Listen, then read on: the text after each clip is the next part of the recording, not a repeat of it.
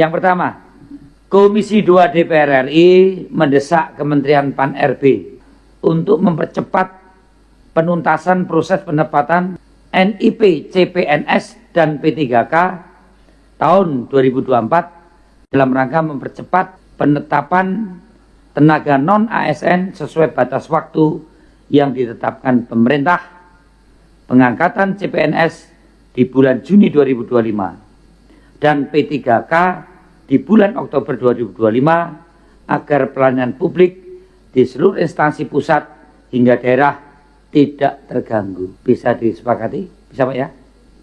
Oke. Izin pimpinan menambahkan sedikit saja kata paling lambat di bulan Juni.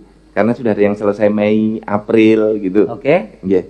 Di paling lambat. Paling lambat di bulan Juni. Di bulan Juni. Ya. 2025. Dan P3K paling lambat di bulan paling lambat P3K di bulan Oktober 2025. Yang kedua, Komisi 2 DPR RI mendorong BKN melakukan koordinasi dengan 12 kementerian lembaga, 3 pemerintah provinsi, dan 28 pemerintah kabupaten kota yang belum mengusulkan NIP P3K tahun 2024 agar dapat segera melakukan penetapan NIP P3K.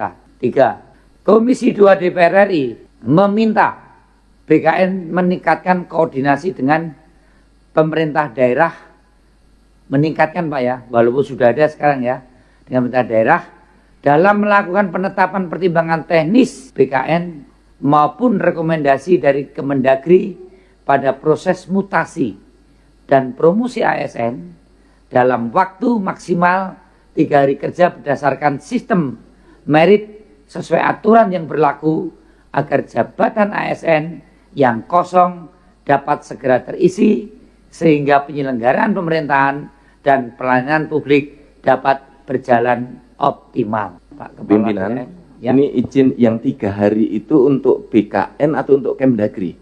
Kalau dari BKN izin, kalau 3 hari kami butuh waktu kira-kira 2 bulan, 3 bulan lagi untuk memperbaiki bisnis proses. Tapi kalau saat ini kami minta tolong masih maksimal 5 hari. Maksimal 5 hari? 5 hari. 5 hari ya? Ya, sambil kata merapikan otomasi yang sedang kita lakukan. 5 hari tadi. Ya. Kesimpulan keempat dalam rapat hari ini, Komisi 2 DPR RI memandang Pertek tetap diperlukan untuk menjamin penerapan sistem merit dan mencegah politisasi ASN, tetapi ya ini pelaksanaannya perlu percepatan, penyederhanaan, dan harmonisasi dengan prinsip otonomi daerah agar tidak menjadi penghambat pelayanan publik. Oke, yang kelima, Komisi 2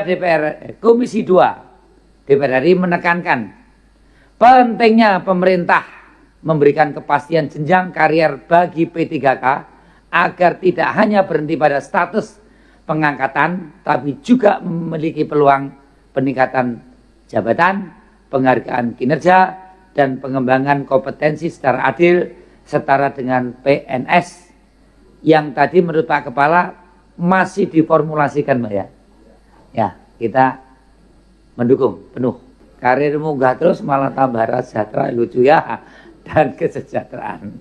Setuju Pak Kepala? Oke Pak ya. 6. Komisi 2 DPR RI mendorong BKN meningkatkan sosialisasi kepada pemerintah daerah dalam penggunaan aplikasi digital yang terintegrasi terkait dengan pelaksanaan mutasi ASN serta membentuk call center untuk unit khusus yang menangani layanan pengaduan permasalahan kepegawaian daerah di seluruh Indonesia. Ini hanya merangkum tadi yang sudah disampaikan Pak ya. Prinsip kami setuju pimpinan, hanya kami call center unit khusus sudah ada, jadi nggak perlu dibunyikan. Oke. Kami sudah ada desk yang tiap hari sudah membentuk call center secara khusus. Cukup hilangkan sampai kata mutasi ASN. ASN. Iya. 7. Komisi 2 DPR RI mendukung fleksibilitas kerja ASN. Ini progresif banget ini. Melalui kebijakan-kebijakan flexible working arrangement. Flexible working arrangement. sebagai bagian dari reformasi birokrasi dengan syarat penerapannya tidak menurunkan kualitas layanan publik dan disertai mekanisme monitoring kinerja yang terukur. Kami sampaikan bahwa sesuai arahan Bapak Presiden untuk TMT CPNS harus 1 Juni, harus 1 Juni, dan TMT maksudnya paling lambat harus 1 Juni. Kemudian TMT P3K paling lambat 1 Oktober.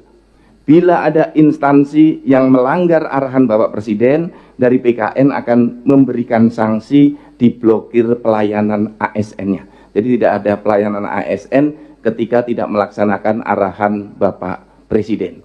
Ini sudah disepakati sejak awal dan sudah kita sampaikan bahwa sesuai arahan Bapak Presiden harus diterapkan paling lambat 1 Juni untuk CPNS dan 1 Oktober untuk P3K. Kemudian Bapak Ibu pimpinan, kami ingin menyampaikan mengapa terkesan lama untuk kasus Sulawesi Barat dan kemudian usulan Sulawesi Selatan serta usulan dari Bapak Ibu para bupati tadi. Ruang kita itu berada dalam sebuah sistem nasional dan regulasi nasional kita yang ada di Undang-Undang ASN. Ya kalau kita sudah nggak sepakat dengan itu, ganti dulu itu. Kemudian kami mendukung upaya untuk P3K setara dengan CPNS, misalnya mendapatkan THT, pensiun, jaminan kesehatan. Nah ini yang perlu diketahui bahwa yang PNS itu dipotong 10% dari gaji pokok untuk THT, pensiun dan BPJS dipotong 10%. Ini, nah ini yang bisa kita jadikan contoh untuk itu. Kemudian yang kasus sedikit Pak Kepala. Ya. Tentang P3K, tentang kepastian pengangkatan statusnya sudah jelas. Yang banyak ditanyakan juga tentang peluang peningkatan jabatan juga penghargaan kinerja itu seperti apa kira-kira? Iya. Ini kami dengan Ibu Menpan dan Pak Wamen sedang membahas itu pimpinan, termasuk untuk para dosen. Ini kan sekarang ada P3K para dosen.